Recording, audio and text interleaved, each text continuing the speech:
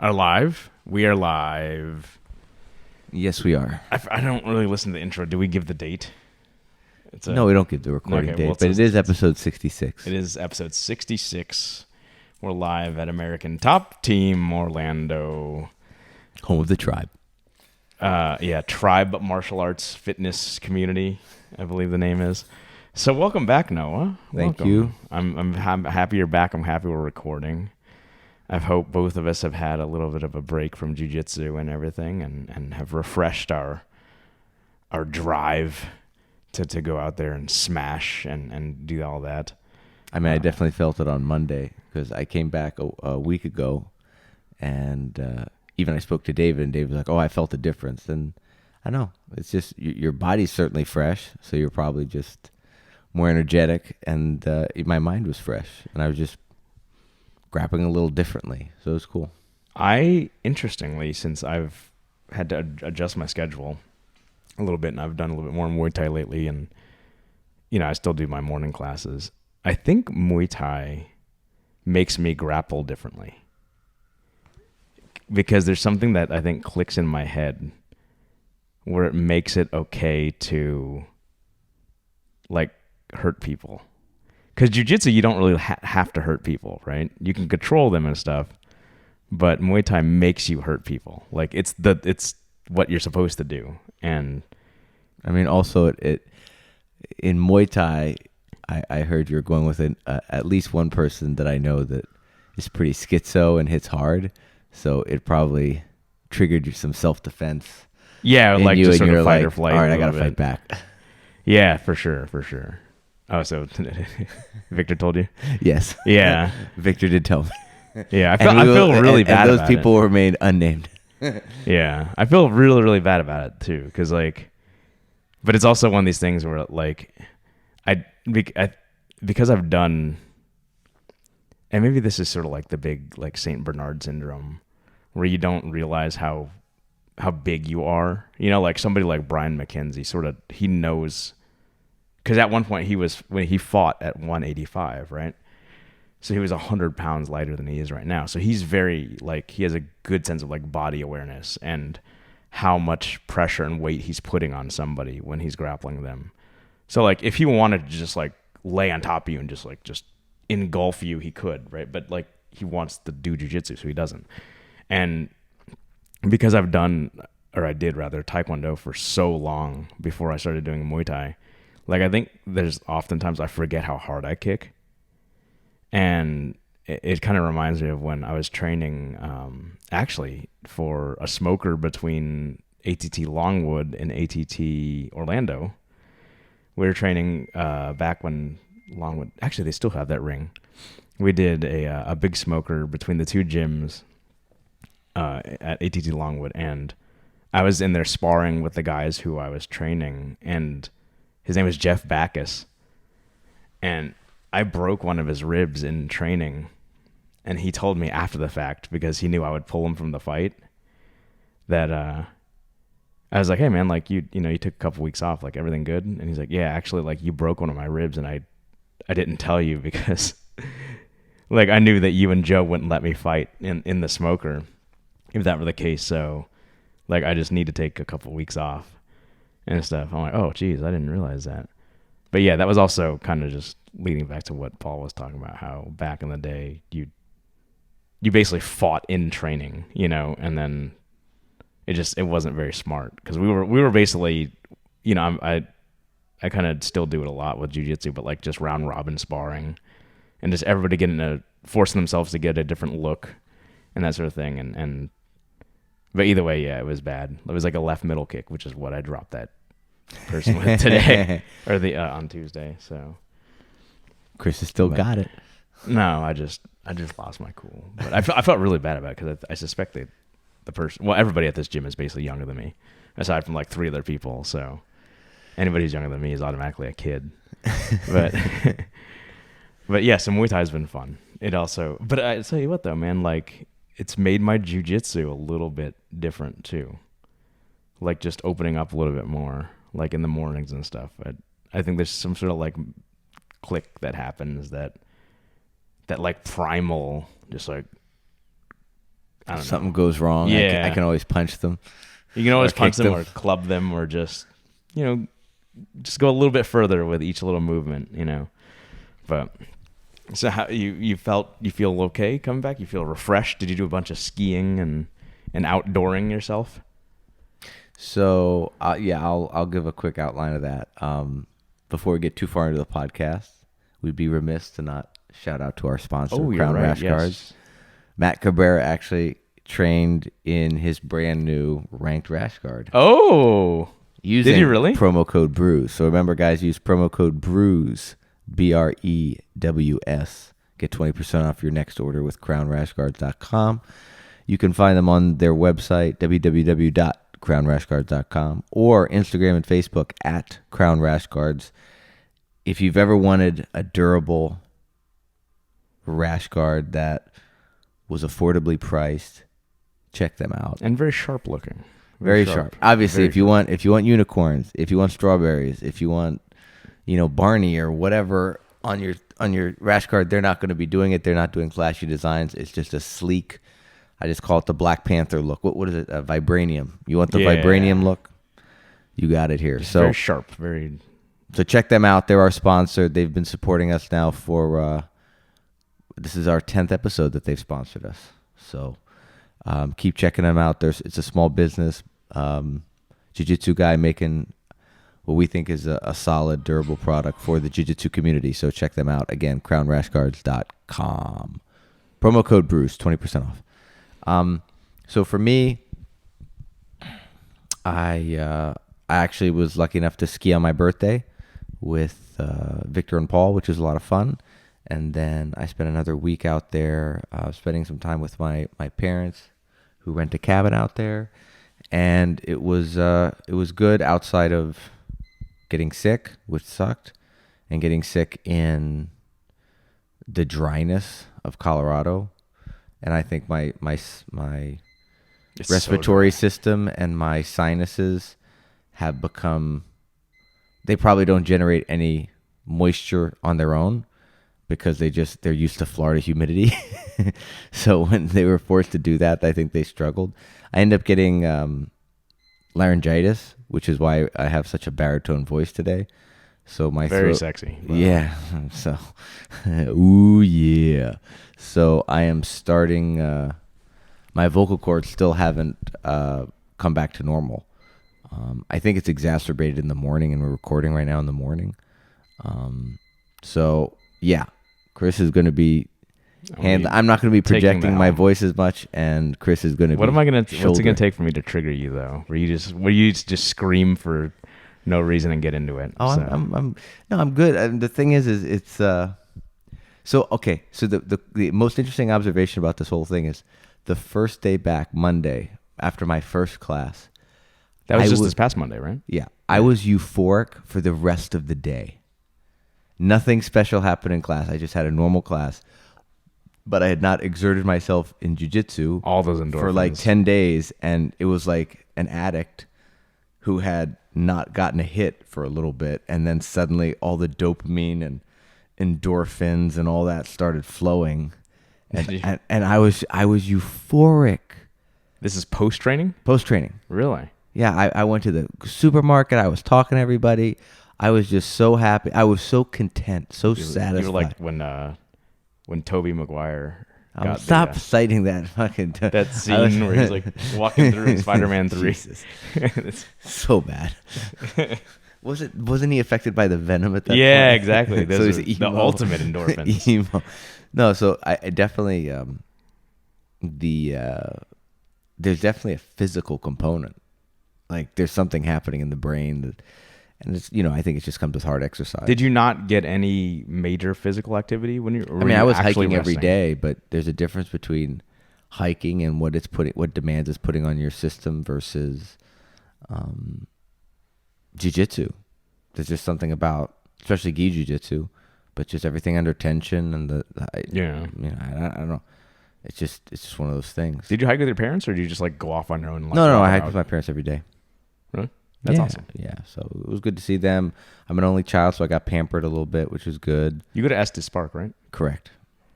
Yeah, because that's what Cabrera. So Yeah, you and Cabrera was there. I ran met at you Cabrera. at the fucking Shining Hotel.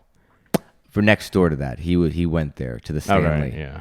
And then they went to a bar Is it the nearby. Overlook? Is it? No, the movie is in the movie. I it's the actually Overlook. don't know. I know it's been used in a movie, but I actually don't know the movie. It's the Stanley Stephen Hotel, King. right? It's called the Stanley Yeah, Hotel. yeah, that's yes. right. And then in the movie, it's called the Overlook. So it is a creepy hotel. Like I've never been in it. Are you really? It's too touristy for you? I've just never been in it, but it definitely looks odd. It looks like this like estate in the middle of a town. Yeah, and which like is weird. That's we stayed there when we went to the Rocky Mountain Park, and like they have the worst Thai food there, by the way. Oh, I'm sure. I mean, It's terrible. they have. It's like just do what we do. Like serve elk burger. Don't. Don't go. Like I don't know what made us decide to get Thai Let's food. get orange chicken or let's get pad Thai. Pad Thai. It was horrendous. I'm like, this is the worst Cisco food that's been modified. Like that's Cisco the Chinese tourist food. side of things, Yeah, I guess. exactly. But have any good beers out there? I mean, there are a lot of good beers, but once my throat went south, I didn't want to be drinking carbonated beverages. Wouldn't that would kind of that would irritate it quite a bit, wouldn't it? Irritants for the throat, bro. Yeah. One cool thing I just remember, because so like I get super, like, as you all know, when I get a little tipsy, get the redness, the shortness of breath and all that, right? Like there's something about the altitude that like that's just how I handle alcohol. And then when we went a little bar hopping up there, I went to Estes Park, like Stacy started experiencing that, and she couldn't handle her alcohol well. And she was like, "This is how you feel every time you drink." I'm like, "Yeah, pretty much." Like, "Oh my God, this is insane. Like, this is amazing. You shouldn't be this drinking. Is so cheap. It's like I'm the cheapest date ever." Yeah, like she's like, "You're not drink going bar like hopping. ever." You go bar hop. Yeah, exactly. You bar hop once and then you're done. So like a normal like gravity beer, anywhere between like 4.5% to 6.5% or so, feels like you're drinking basically a glass of wine. So it's good times. But anyways, so I'm glad you had fun. So, and the euphoria, how long did it last? The entire day into your sleep? Did you have just vivid dreams? 4 to 6 hours, easy. I didn't sleep, so I haven't been sleeping great since coming back. But I think it's because there's 2 hours, right? I don't. Well, yeah, there's that, and I'm sure that does affect things to some degree. But also, in Colorado, there were better shades, so I was sleeping in darkness more. Whereas my room here in Florida doesn't have the best shades, and I think I've been just waking up with the light, so I probably need to get like blackout shades, so I can just because I have no problem sleeping in. It's weird is the times where I've been able to where I could sleep in, I don't, and that's you what's don't odd. have blackout shades now? No, Really? but I managed to get by. So Yeah, I guess that's like maybe it's because I'm in my bedroom faces south. Oh yeah, So it's you like definitely- fucking just sun all day. Yeah, for sure. So For sure. we had to get blackout curtains like the moment we moved in the house. So when I flew back, one of the things I typically do is download podcasts onto my phone, so I can listen on a long plane ride. So I came across a very recent podcast that came out, or an episode of the Sonny Brown Breakdown. Have you heard of Sonny Brown Breakdown? Yeah, I've seen his I've videos seen his or YouTube his stuff, art yeah. and stuff. Yeah. I mean, they're very reminiscent to me. I mean, BJJ Scout's my jam. Sure. But yeah, Sonny Brown, but he does his a lot more frequently, right? I don't know about his YouTube content. I've only listened to some of his podcast I'm not listening episodes. to his podcast. So But- he has a podcast, and I've listened. I mean, he had Preet on, so I made sure. Oh, really? Nice. So I listened to Preet to make sure that was one of the episodes I listened to make sure that I didn't rehash stuff that had already been covered. That way, because I'm sure people that follow Preet probably heard that podcast, and then they come on. If he comes on our podcast, we talk about the same things. It's like, well, shit, more of the Speaking same. of Preet, I was going through my SPG stuff and I found the video that I'll have to Okay, share I it wanna with see you. that. Yeah. Yeah, Like from Preet. like it's from like 06 or 04 or 06 of Preet. That's what belt is he? He's a black belt. I think. Oh, I'm right pretty on. certain he's a black belt. But it's like a coach's seminar. So I'm like, man, who is this asshole? Like I'm like, Who is God, this this is Estonian with dry sense of humor? I was like, man, like he's definitely the personality that he projects now was 100% there then. So That's pretty funny, actually. did you see that one? Yeah, you sent me that video or that picture of his face Yeah. just like mangled up. Yeah, That's getting pretty cross-faced by by Matt Thornton. Take a shot, everybody. So I on his most recent episode at the time was with Craig Jones. Hmm. And Craig Jones post moving to Puerto Rico. Oh, really? And Craig was extremely... Oh, I didn't know he did move to Puerto Rico. He is full-time DDS. Really? I didn't know that. And he was surprisingly transparent about the move, the rationale, what's going on there, and how they train.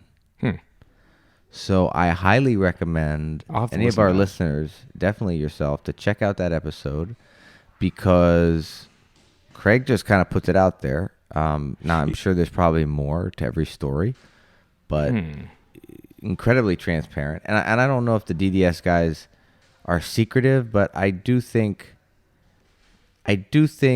in their minds they know they have a competitive advantage with what they're doing to some degree, and they're not in a rush to like talk about in black and white. They know the information is going to get disseminated eventually. Yeah. And they're going to have to continue to evolve, and the gap between what they're doing and what other people are doing is going to lessen. And that gap could be small anyway, but I'm not saying that they're like on this pedestal of doing things completely differently. They certainly were a number of years ago when they were the only ones really doing leg locks and everyone was kind of in the dark. But I think there's still some things, and what Craig touched on suggested that to me, that, they'll release instructionals and do things. And but I think, like, let's put it this way. I suspect whatever Danaher is teaching right now, they're not rushing. Yeah, it's next year's or 2 years from now instruction. Oh, I mean, like, I've even heard, like, this is stealing from BJJ Scout a little bit, but he, at one point, when he was doing his guard pass studies of Damian Maia, of guard passing in MMA and how different it is, because he wanted to kind of like look at his meta and break it down. He found one little clip of Damian Maia talking about how he's like, yeah, there's some things I do and blah, blah, blah, and maybe when I'm done competing, I'll release a video about it. So this is not, not unique. Yeah, it's just, I mean, that's strategically, that's smart, right? Like that's what they do. So, couple highlights from that podcast that are worth discussing. One, the rationale for leaving.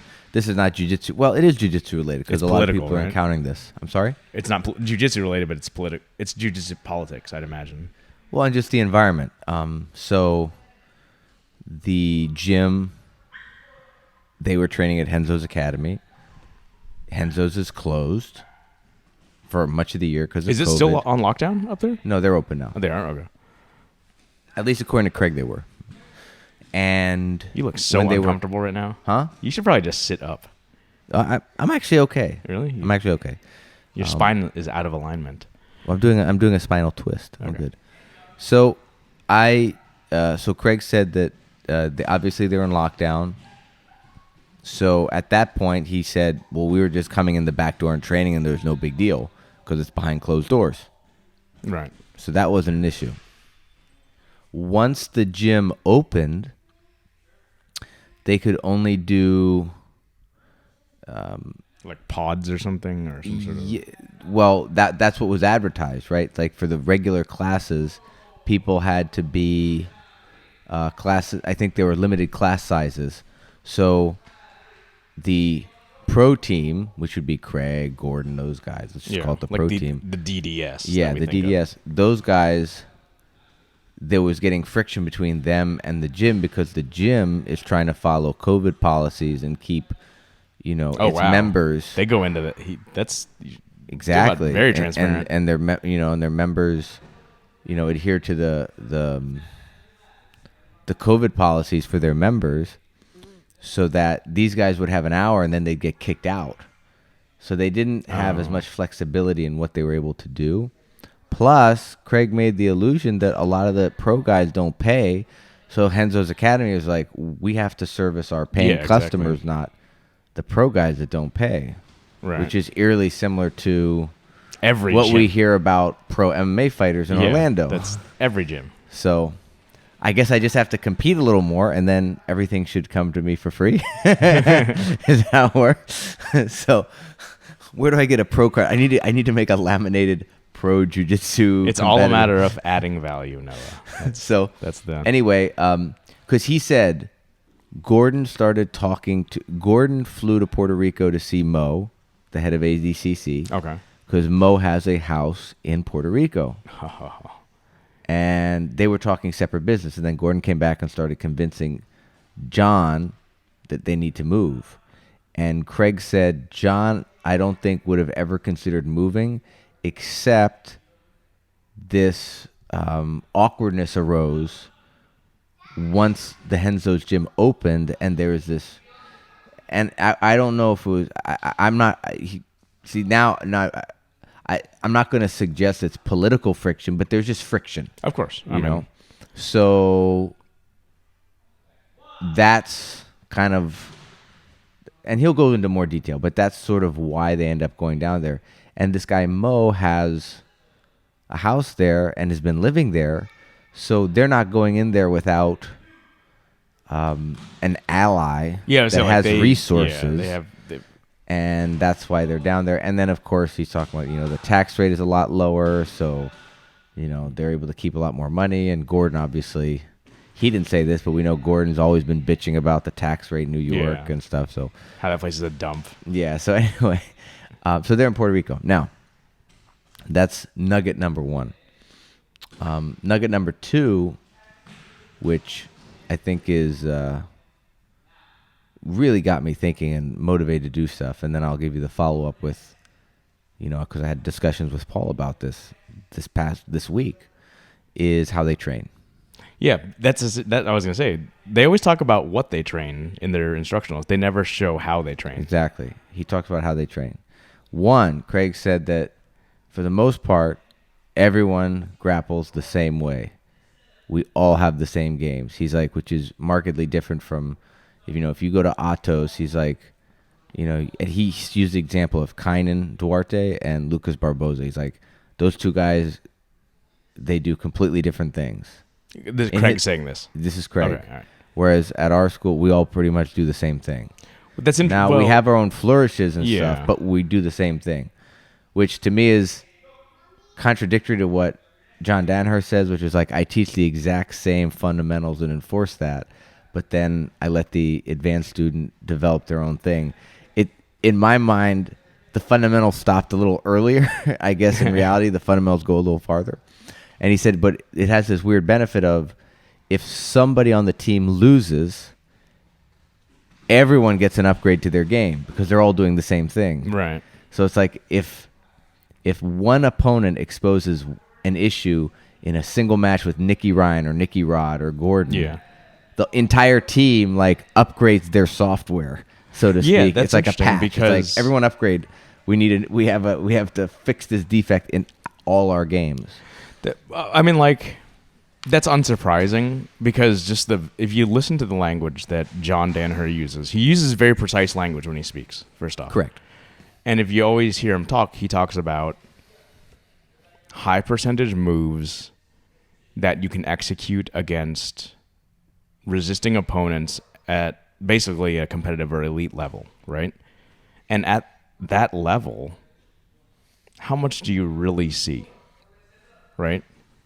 You see a couple people do, but it's almost who executes the basics the best, and that's what John teaches, right? Like, even if you hear Gordon talk about it, like, you ever watch Gordon grapple? He's actually not particularly explosive. He doesn't, he's definitely not an attribute-based grappler, even though he has the attributes to back it up, right? But he even talks about how you shouldn't have to be extremely athletic, extremely explosive, extremely blah, blah, blah, to do our style of jiu-jitsu. He just happens to be all juiced up now and 220 pounds, executing what he could do when he was 170 pounds. So like that's unsurprising that because they're technically what they do isn't super advanced. Strategically and heuristically, it's extremely advanced.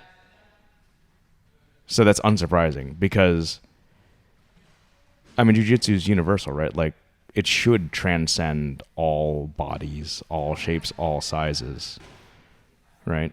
And just to play off of what kind of Preet talks about, there is a lot of like individual variation amongst people, but Preet said it, and John Danaher kind of talks about it, where, like, for example, if you have a hard time like performing a triangle choke because you can't hollow your body out because your fucking belly's too big, don't mold your jiu-jitsu around you having a big belly. You need to make your belly smaller, right? And Preet kind of talks about how if you can't perform a proper squat, interestingly, he's like, you won't have a good guard unless you can perform a proper squat. Then you shouldn't try to mold jiu-jitsu to fit your body. You should do what it takes to get a better squat, right? So you can have better guard retention. So is rubber guard something that everyone should be able to do, and they should train their flexibility? That might be, but that's the thing is, we'll talk to Ben about that. I'm not sure how much of rubber guard is actually in their system anymore because it's evolved so much. I mean, the thing about rubber guard is, I'm not saying it doesn't work, but it's definitely not. Oh, it's 100% attribute based. I'm just talking about its prevalence. If you look at ADCC, if you look at No-Gi Worlds, the only people that seem to be using rubber guard are 10th Planet practitioners. Yeah. So I'm not saying it doesn't work.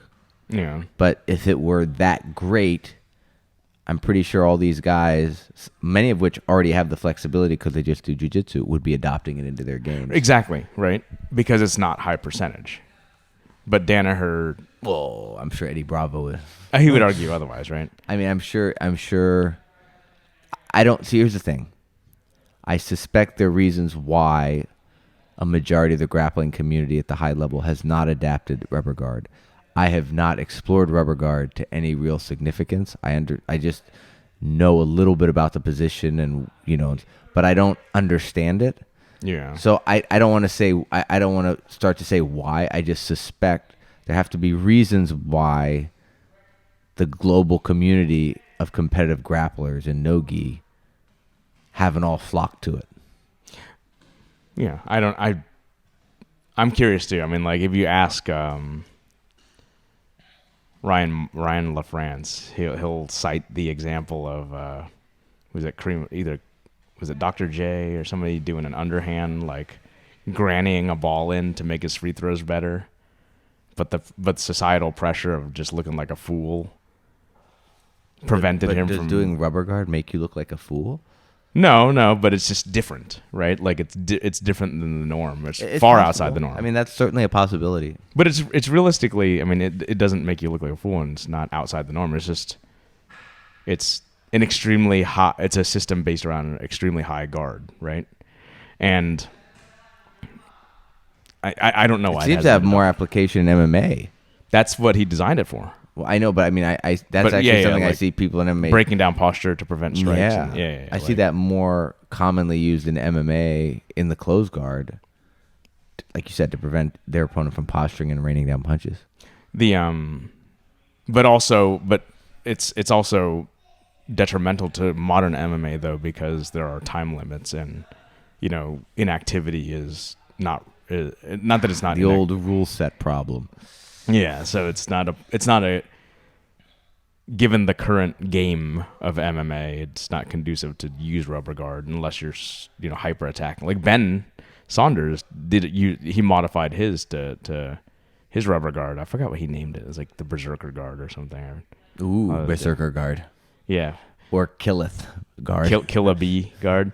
It's funny that he actually at one point he put a poll out when he was either going to be Berserk Ben Saunders, Killa Bee and this other. I forgot what the third choice was, but everybody voted for Killa Bee. I thought Berserk was nice, but So, the other main yeah. point with Craig that was interesting, in addition to saying that they all have the they all same have game. the same game, so to speak, is how they train. And this is probably the thing he said was most different for him, was that nobody gets injured, which is ironic because Nicky Ryan just got hurt. Oh, But, did it in training? yeah, he said nobody gets hurt in training. John forbids arm bars. Forbids arm bars. Forbids finishing arm bars. So everyone is Do that highly many trained. injuries happen from arm bars? Well, what his point is everyone is highly trained on, and he said, obviously when you go, it's kind of common sense, but how many gyms actually do it? And he's like, these guys take it to an extreme in terms of never hurting your opponent when training. And Imagine that. And when he's like, how most gyms, and this I think, I immediately identified this. He's like, I think a lot of times, you go and generally the etiquette is, I've got you an arm bar. I fully extend it. I look at you, and if the guy doesn't do anything, then I'm going to put my hips into it and get you to tap. Right? I know that's what happens. Too, that's what happens. It's I've got it fully extended. You give the look. And then you're like, I'm going to give you, however patient I am, I'm going to give you a little time, and then I'm going to put my hips into it now. And he said that that doesn't happen. John doesn't allow you to do that. And as a result, everyone gets to work late escapes on everything and do it safely. And he's like, everything we do is situational. Really? Everything we do is situational. And there's no timer. John just says stop. So, we might be doing 5-minute or 10-minute rounds, but there's no timer. And he said what that eliminates is people looking up at the timer and seeing there's 20 seconds left and saying, okay, I'm done. It's like we're always doing jiu-jitsu. And if you think about that over time, it adds up. If you're not grappling the final 10 seconds of every round you do, think about how much time now over a year. Wasted. Even, that's... If you have 6 rounds, that's a minute you're wasting, Correct. Right? That's crazy. Correct. So it's very, very specific, and I think now he didn't talk about intensity. I'm curious, what his RPE, it's got to be pretty high. Rate of perceived exertion would be when they're doing these things. But to me, it opened a whole bunch of things. It obviously, I think. It makes sense. So let me. This is a huge. So what was your thing. discussion with Paul about? So this is a huge thing. So let me go into that. So it's a huge thing. The other thing is, and this is a realization I'm starting to have, and it just reinforced it, which is the other thing that this training method allows, especially allowing late escapes, is, and he used Gary Tony as an example. This is Craig. Is that it allows you as a grappler, if you're confident in bad positions, because you practice them all the time, whether it's mount bottom, side control bottom, opening close guard, have someone has you in ashi, or late late arm bar escapes and stuff. You suddenly it's a level of confidence, right? You don't worry about taking risks anymore. You will take risks because you're confident you can get out if you F up. He's like, look at Gary Tonin. Gary Tonin is probably 10 out of 10 when it comes to escapes. And that's why he's such an exciting grappler, because he can take risks. Because he doesn't care. And he'll if he gets himself into deep water. And I thought about that. I was like, man, I've trained a lot in bad positions because I go with better guys and I get smashed. And, right now I'm trying to work on passing. It's like, well, who cares if I F up passing? I'm just going to be in a situation I have the most experience in. Right. Right? So just have fun, be aggressive. Don't be scared about messing up. And take chances on top, because the worst that can happen is you go into a bad position, but you have experience to get out of that, and trust that you're going to be able to get out of that. Whereas some people don't train that enough. Maybe it's because they're a bigger guy and they never got put on their back, or they're a wrestler and they never allowed themselves to get put on their back, and those defensive skills are underdeveloped. Or from an MMA standpoint, that's actually going back to Eddie Bravo. He's like, because Eddie Bravo originally, I think he had like aspirations for MMA or wanted to bring jiu-jitsu back to light MMA. And his whole thing was, if you should be able to open up on strikes and not care, because if you get taken down, then you can handle yourself or at least get back up, right? Sure. And like, just strategically, that's the fear's not there. So what ended up happening is I'm listening to this. I'm thinking, well, this is how I always trained in other sports. When I was a baseball player, we never scrimmaged. We never scrimmaged. What does scrimmage mean, just out of curiosity? A scrimmage is it's sparring, right? A scrimmage would be a game between an exhibition match between two teams. So it could be a scrimmage would be maybe you have enough players where half the players are on team A and half the players are on team B, and you guys play, or you go and play another team. You know, you're in your town, you go to the town over and you play another team. There's nothing on the line. You're not in a league. You're not in a tournament. You're just an exhibition match to practice. That doesn't happen a lot in traditional team sports, right? No, it doesn't. Yeah, because you're too busy training. Yeah, and you're not training by playing the game. You're training by doing the skills within the game. So when I was a baseball player, what was it? You did fielding practice to work on defense. You did batting practice. You never played a game. You never sat out there and like, all right, let's do an inning. Let's do another inning. When I played tennis, which was my major sport, we rarely played matches. The match took too long. You know, which is weird because I get, Are you doing you're doing situational sparring? You're practicing technique, so it'd be very similar to Muay Thai in a way, where you'd be like, you worked on your cross, you worked on your jab, you worked on your teep, you worked on your leg kick. So okay, go on. And there would be situations where you'd be competing, but you would be using the entire skill set generally. It's appropriately setting up the game, right? It's situational. I'd be, or you'd be just drilling. Like a lot of it's just repetition to develop consistency when it comes to tennis, because obviously if you miss, you lose the point. So if you never miss, you're going to win every time. Yeah. So it's almost like shooting free throws. Tennis is like, in a weird way, I would equate it to a game of making successive free throws. If you can just keep making free throws, you'll never lose.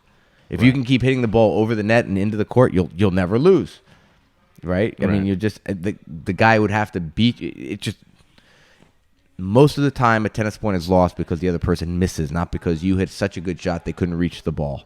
Let's just put it that way. Yeah. Okay. So point being, why is it when we're done drilling, we're like, all right, let's just go live? Because why are we not doing situational? Fun. Exactly. Because people don't want to work. We can go into that. Yeah, so, that's point being. I was like, God dang, man, I got to do this. So I came. I talked to Paul. I said, hey, what do you think the reaction would be if there was a drilling class? And I just outlined basically what they were doing. Like, we do 10 minutes of, escaping back mount. We do 10 minutes of escaping closed guard. We do 10, just like that. I was like, do you think there'd be enough people, or do you think nobody would go to the class? Because it would be like Justin. Because whenever I think of the counterexample, I think of Justin. Justin comes because he wants to get his 5 rounds in beating people up. And what he said was, maybe if we did it as a special thing once a month or twice a month, we could get some traction. But he said, I think week in, week out, nobody does that. Do you really think so? That's what he said. And I told him, I was like, because I'm like, all I'm asking is we do a class just like you do MMA class. You guys don't spar in MMA. He's like, of course not. It's like everything we do in MMA situation. We do wall work. Why wouldn't we do grappling work. We do. And that's just it. Like see, that's where I disagree with him, actually. I mean, like, because I talked with Felix about this, right? Like, shout out to Felix, Rolling Parker. Is his name Felix Parker? I don't know. I'm sorry. I'll have to check the belt. It's all online. I don't have his birth certificate. I'll check the belt checker, because he friended me on there and I verified him. And my point, and this is where that back scratching game comes into play, right? Like the sort of circle jerk of the belt checker. do I actually roll? No, Felix. I've never rolled him a day in my life. But he's a very intelligent conversation and whatnot. But you know, he kind of asked me how I run my classes and stuff, and like I'm a big strong believer in situational sparring, and I just realized the mistakes I've been making as an instructor. And it occurred to me in my mixed class, because I do the 6 a.m. where it's like high belts and low belts. And, you know, I perhaps give students oftentimes too much credit. And I'm not setting up the situational sparring as properly as I should have, because I put too much onus on the student to continue doing what they're doing at 100% resistance instead of just rolling, right? Because I've always thought of jiu-jitsu and working micro techniques as like progressive resistance. You do it at first, you learn it, no resistance, you give a false positive, as Preet puts it, right? And then as the reps go on, each partner can tell that they're doing a little bit better. And maybe that's something that you just learn over time, is that you give them a little bit more of a realistic look. And by the time you start situational sparring, you're not giving them any, or you're giving them 100% resistance rather. But you're giving them 100% resistance in the situation you're working, not we're working a closed guard, passing closed guard, and the dude suddenly pops to fucking butterfly guard and stands up. You know, like that, like it occurred to me that you have to set up the situations properly and say, like, you're not allowed to pass. You can work to pass, but only on your knees, you know, and that sort of thing. But I don't feel as though, like, my students, for example, of course everyone wants to roll, but because it's still competitive and it's still high intensity, I think students still enjoy it. I mean, Paul's opinion was that it would be similar to a wrestling class where it's just the numbers might be good initially, but they would dwindle over time. And I'm currently kind of the same opinion, just based on what I've seen here with this gym. I think it's right now what we have in terms of the makeup of our student population. Like this, you know, we have probably more casual students that train 2 to 3 days a week, and when they come in 2 to 3 days a week, they want to get their rounds in, whereas someone that is training 5 to 6 days a week, they're getting enough rounds. I mean, their mat time's there, so they almost want to break getting it up. their rounds in. When just define getting their rounds in a little bit. Getting their rounds in is going to go 5 minutes with someone, doing whatever they want, and looking to get submission, so they feel good about getting a sub on someone. You don't feel as though just the situation you described, let's say we're Do you working think with spider Justin guards. is trying to improve butterfly guard if we're doing butterfly guard? Or do you think Justin wants to get out there and just hit a Doris on people? Well, I mean, I know very, Justin very is an extreme, and I love Justin to death. I think he's an extreme, but I think there are plenty of people that are more on that side of the spectrum than the side of, I want to get better at my spider guard. Okay, sweeps. let's compare this to. I never actually took one, so I can't speak for it. But for a short amount of time there, on the schedule, there was the competition class. Tell me how that was structured. And that thing died off fast. Did it? Or was it just killed? No, at the It actually beginning. trickled away? Beginning, there were like 16 people in the class, and by the end, there were like 4 to 6. But what I don't know the structure of the class, so tell me how that class went. Was it all situational sparring, or was it all? Yeah, it was all situational sparring, and it was also much more grueling and demanding physically. Well, I mean, situational sparring should be grueling and demanding, right? Yeah, So, but I mean, it was just like no rest and takedown. It was like a minute of takedown rounds, a minute of guard passing. Yeah, it was situational. Okay. So then I guess that's the answer. I mean, Yeah. It was great. The novelty of it was cool, and everyone came and they're like, "Oh, competitive." I'm this, but then do you actually want to stick with it? Do you want to work hard? The funny thing is, what I'm proposing, you don't even have to be up tempo. You just have to be willing to. You just have to be willing to not to to have the to discipline, put in the right? reps at Yeah. practicing different skills. And I'm not even telling you to practice spider guard or butterfly. I'm basically just getting reps in at fundamental positions so you get better at getting out of them, and you get better at finishing from. So when you get on someone's back, you don't let them out and you finish them. Or if someone gets on your back, you wriggle out. Like those two skills can never stop being developed and honed, in my opinion. Like I can continue to get better at escaping the back, and that's hugely valuable.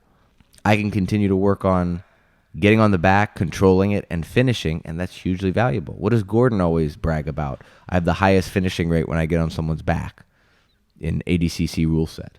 I finish 80% or 80+% of the people. That is what it is. I mean, that's because he spent so much time on people's backs who are actively defending him. So I just don't see how. Do you think that would really drive students away from wanting to train that way? Like I can't see how with the student population we have. Yes, I don't think so, man. You really think so? I think a large part of that stuff is how it's sold. I mean, every part of every class success is how it's sold and how it's presented 100%. But if the person has the option of going to Randori, going to this class, or going to a traditional technique class, this is the last. Okay, so on the let me list. ask you then: why isn't Randori on Friday the fucking most packed class for jiu-jitsu? Because it's on a Friday. I mean, Friday and also Friday the fact that the it's the middle of time the is a day, little it's at weird too, 11. Is there not Randori at 6 o'clock? Yeah, I don't know how many people come to that. Yeah, well, I don't. But now you're influencing another variable, which is who's running the class. Okay, so I So we have which is another issue. Yeah, we have to figure out we have to find the control, and then But I know that Paul was teaching the competitive class a lot. There were times where he didn't. But most of the time Paul was the one teaching, and the numbers did go down. The numbers did dip when another instructor taught it, but that always happens. Yeah. So ultimately, this all boils down to you could probably put Marcelo Garcia out there instead of Paul, and there'd be less people. Yeah. Oh yeah. Personality matters, right?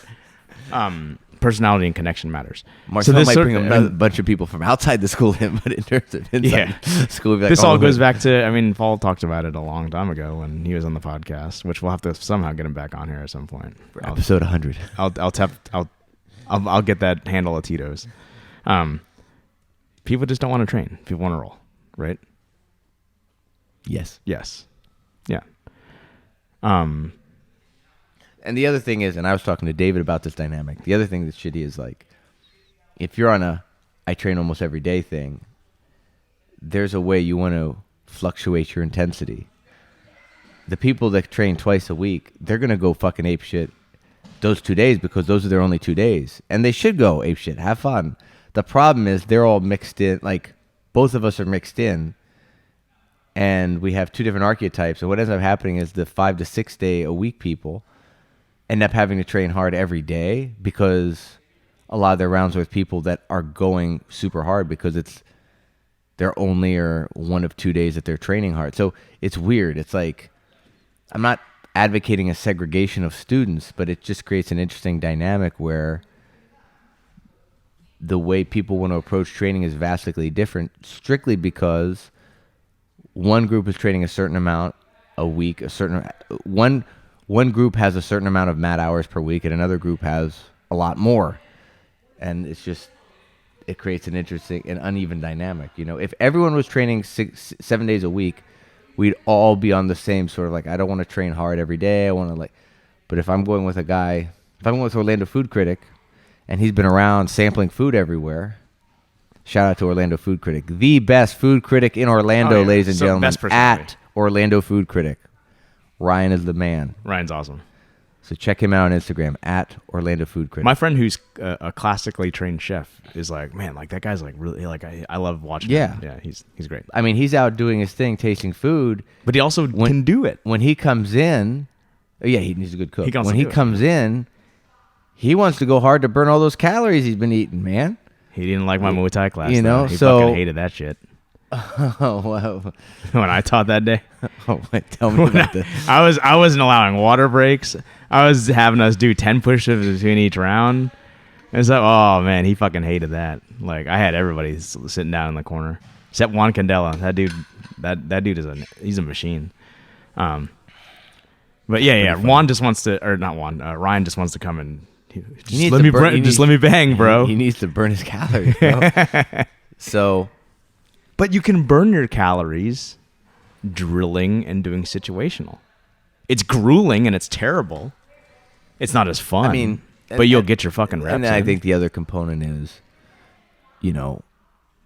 for a lot of people, especially the record. And look, I it's part of me too. It's part of the competitive. I mean, I'm not a competitor. I'm not a full-time competitive grappler like the DDS guys. That's not my profession. But those guys understand what winning is and what it takes to win. Meaning, winning is winning ADCC. Winning is not, I caught my training partner today. And plus, how you win ADCC is you practice again and again and again, and you make yourself vulnerable, and you trust your partner, and subs and stuff don't really matter. It's skill development that matters. Whereas, but I'm sure they're guilty of it too. I'm guilty of it, and I think the biggest ones that are guilty of it are like our schizo white belts, where it's like all they care about when they come to class is, did I sub someone? That's how I know I got better. And did I get subbed? Right. And that's winning. Winning is catching the person. Winning is not skill development. Winning is not the big picture of how do I develop this. And I'll use this as an example because David thought it was a great analogy. So maybe other people will find it a good analogy. To me, people that are looking at jiu-jitsu long-term are like bodybuilders. They have an image in their head of what a bodybuilder in their head has an image of what they think the perfect body is. And every day they go to the gym working out to try and achieve that image. So it's like, I think the perfect body is bigger delts, nice traps here, and then they go and they do exercises. Platonic, they're sculptors using their own body and hard work to sculpt their bodies in the way that they think is most aesthetically pleasing. We can talk about body dysmorphia and what's going on in their heads. That's a separate topic, right? But jiu-jitsu, I think, is similar in the sense that I think we all have an idea of what beautiful jiu-jitsu is, what perfect jiu-jitsu is, and what we do is we step onto the mat trying to get closer to that goal of realizing that perfect game that blends, Gary Tonen's escape. But I'm not Ryan's sure systematic approach and Marcelo's artistic. Recreation. I think you're giving the average. No, I'm not saying everybody has that. Okay, I'm saying you're giving them a lot more credit. The people that have I think the people that train a lot. Yeah. For sure. That I'm not saying everyone that comes in. I'm be curious. Does Orlando Food Critic think like that? My guess is I would bet money no. He just wants to, snap some. He wants to get a good exercise. He has fun. He hangs out with us. Cooks us paella. God bless that paella was amazing. Yeah. Must have been nice. Oh yeah, you missed that. Oh, that was the garage, dude. Another thing you missed because your garage door fell on your car. Oh, you're kidding me. The fucking promotion. He brought paella that day. Yeah, he cooked paella. Did Mark outside. say that he can do it better? With Mark giving him tips. This is the way I used to do it. When he lived in Rusty, in Galicia, when Mark Peace lived in Galicia, and he learned Gallego, and he was fishing with the salmoneros out there. Did he? This is how I like to do it. Amen. Undefeated Mark Peace, fight to win. Shout out to Mark Peace. Yeah. First tournament as a black belt, or first competition. That's my. Anyway, that's my spiel. Like I think there's a better way to do it, but it's something that probably can only happen in a competitive environment with competitive people that are on a team as opposed to paying customers that are coming to a gym for a service. This is what I want versus what you need, right? Like, and that's sort of also, I think it was Faraz who just posted a quote or something the other day. Actually, it very well could have been Matt Thornton. He's like, if you think about, everybody talks about winning like it's a regular thing. right? Winning is by definition not the norm, right? Losing is the norm. There are very, very few winners. You know who talks like that? No. Losers. No, but I'm saying, like, so Winners what does it take? Win, bro. But what does it take? What is the winner? The winner has to do everything different or more or better than what the losers do. So you have to put in the extra hours. You have to do it, right? Because that's not what everybody else is doing. And I don't know how you separate, something like a DDS from recreational jiu-jitsu folks. I guess they did that, right? And do you think that sort of culture or that sort of situation happens at most, if not all, gyms? What situation? Like where there's a very serious group, competitive group.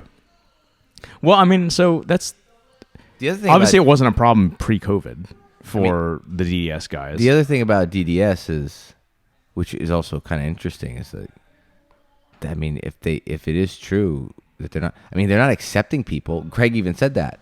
He said it was pretty, I mean, let's just say lucky. I was pretty lucky to join. He said, I think I was able to get in because John has a huge amount of I guess respect. What is it? What's the word? He has a huge fondness for people from the South Pacific.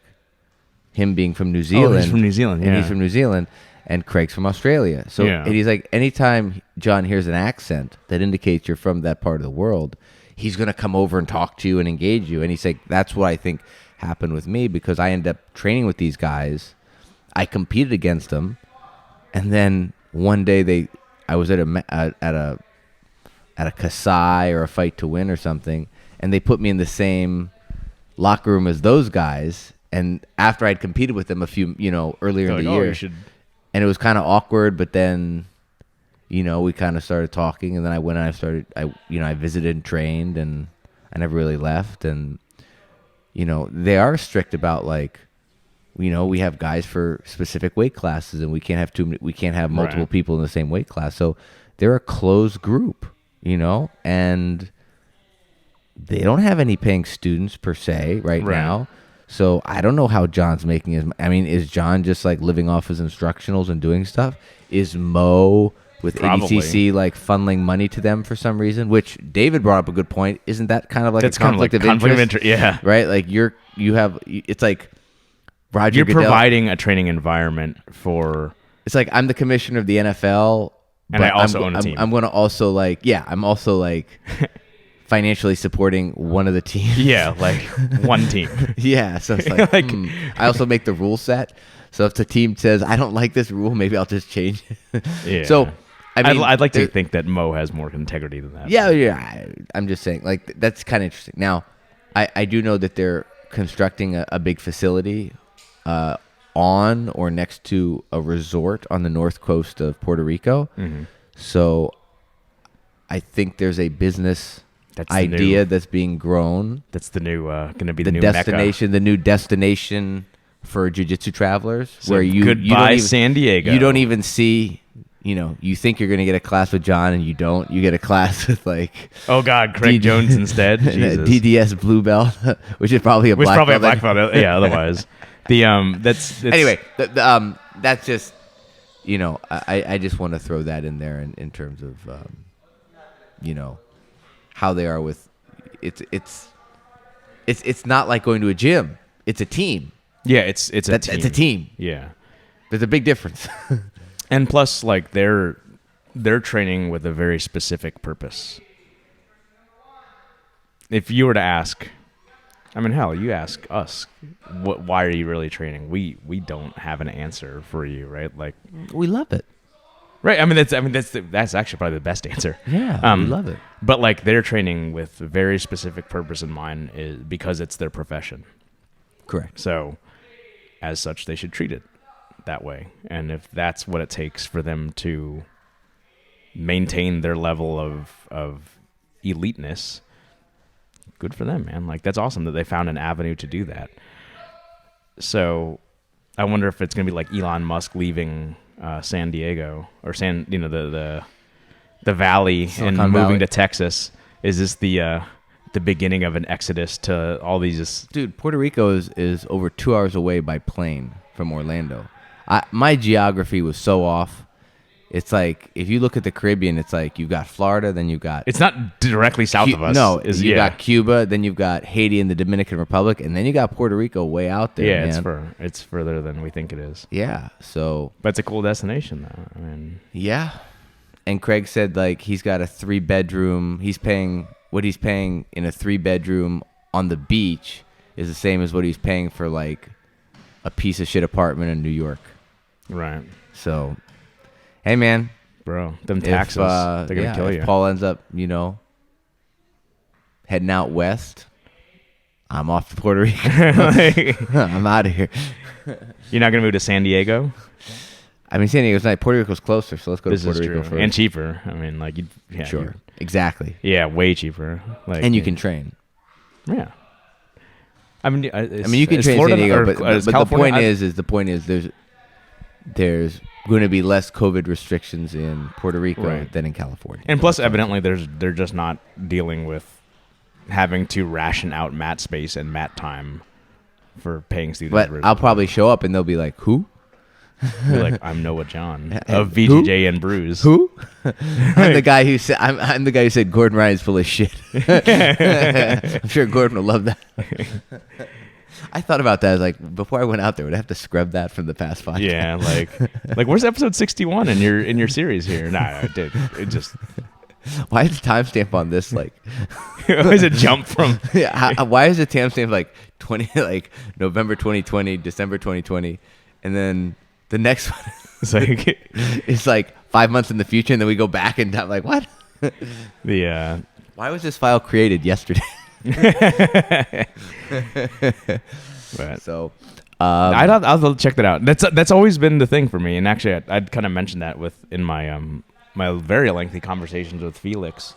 Is they always talk about we're as a community trying to find the best way to train, right? And he presents some very unique differences between like American Brazilian Jiu-Jitsu and the way like they've had to discover it over there, right? Like a large part of what he kind of talked about is because he's a teacher, is because jiu-jitsu there is done like on a club level without like a black belt, and here we have the sort of, not so much here at our gym, but a lot of the jiu-jitsu community in general, of the commercialization and molding and using traditional martial arts schools as the framework for how to set up a jiu-jitsu gym. And they don't have that over there, right? Because they have a big judo culture where it's a lot of judo clubs, and profit is not a major incentive for people to run jiu-jitsu gyms. Also, we're kind of spoiled in the fact that we have like a billion. Probably, black belt per capita in the U.S. is probably pretty high compared to countries in Europe, I would think. Yes. I don't have the stats, but I would think. Oh, yeah. I mean, like, he was talking about how he had to, like, they were under, he had a pretty lengthy journey as well. He's been training for quite a bit of time. But who he got his blue belt under is not who he got his purple belt under, and, like, the guy who's, like, vouching for them. Now, they had to find another black belt and that sort of thing. And it's a crazy thing that you have to... I understand jiu-jitsu and the quote, purity of jiu-jitsu definitely requires a certain amount of, like, quality control. I understand that, right? But I think if there's one thing that we can take away from the development of jiu-jitsu as an art, as a style, as a system, is that look at how well Lachlan and Craig Jones did with what resources they had, right? And granted, they're like an Atos affiliated gym and whatnot, but like a large part of, I feel,